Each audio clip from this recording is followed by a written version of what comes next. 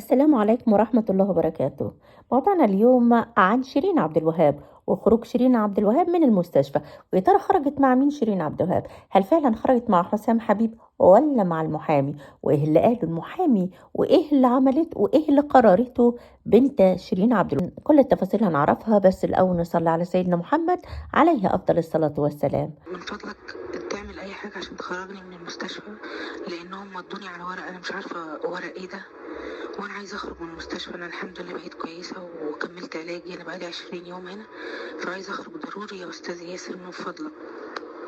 شيرين عبد الوهاب خرجت اليوم من المستشفى، وخرجت من الباب الخلفي، وخرجت مع مين؟ مع المحامي. أقاويل كتيرة بتقول إن شيرين خرجت مع حسام حبيب.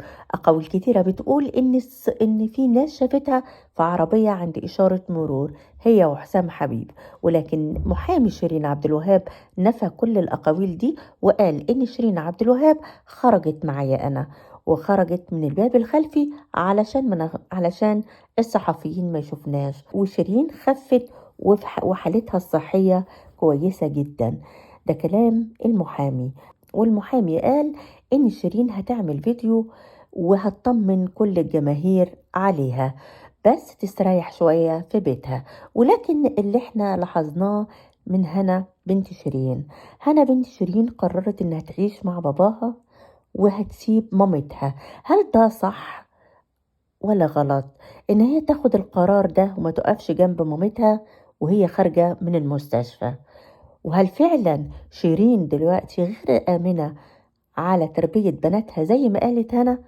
واحنا لاحظنا أثناء ما كانت شيرين عبد الوهاب في المستشفى، كانت هنا بتعمل فيديوهات كتير، كانت بترقص وبتغني على التوك توك، وما كانتش متأثرة وما كانتش ظاهر عليها الحزن على مامتها. هل فعلا زي ما يقال ان شيرين ما كانتش مدمنة، زي ما قالت صاحبة شيرين ان شيرين مش مدمنة، والحالة النفسية اللي كانت عندها من الأدوية المهدئات اللي كانت بتاخدها؟ وهل فعلا شيرين هترجع لحسام حبيب قريب؟ شيرين عبد الوهاب لو احنا فاكرين كانت طلعت مع صاحبة السعادة وقالت انا مش مدمنة وجسمي زي الفل، وانا كل اللي باخده مهدئات وادوية وبتعالج عند الدكتور نفسي مش اكتر. ولكن ايه اللي كلام اخوها اللي قاله ده؟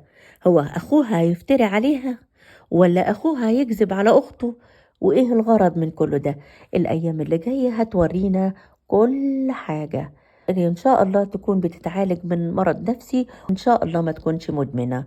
ربنا يشفيها بإذن الله ويشفي كل مرضانا بإذن الله. أشكركم والسلام عليكم.